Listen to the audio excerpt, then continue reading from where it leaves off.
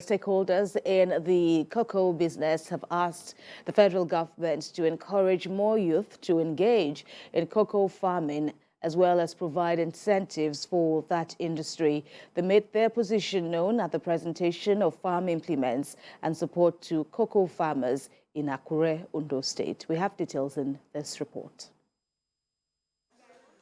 Available records show that Côte d'Ivoire is now the leading cocoa producing country in the world at 1 million tons compared to Nigeria's 300,000 tons.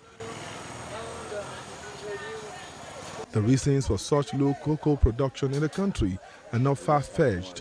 Nigeria's production is threatened mainly by aging cocoa trees, obsolete farming tools and methods.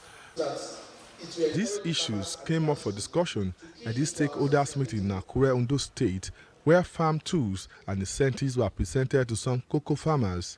The organizers say more than 1,000 farmers have benefited from this gesture and more will still be involved. Stakeholders ask government to come to the rescue of farmers by providing the necessary tools and incentives for them to thrive. Most especially, they want government to copy private organizations that are adding value to cocoa farming in the country.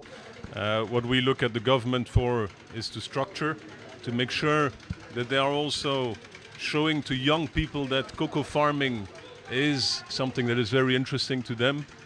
So we also ask the government to make sure that they look at the structure behind cocoa farming, behind the whole cocoa supply chain in general, that they also look at major issues like ensuring we have the right products in Nigeria, that we have the right pesticides in Nigeria.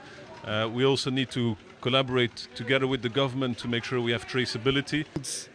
Does not listen to stakeholders. When government wants to have this kind of thing, they call their political associates. That's why government keep on failing every time they want to do things like this. Because as a farmer, I'm a farmer, I own a farm. I buy cocoa, so I know where cocoa comes out from. Beneficiaries are delighted with the gesture.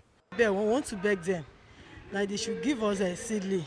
As an obstacle and problem to our farm, our cocoa tree, they've been able to propel way forward on it.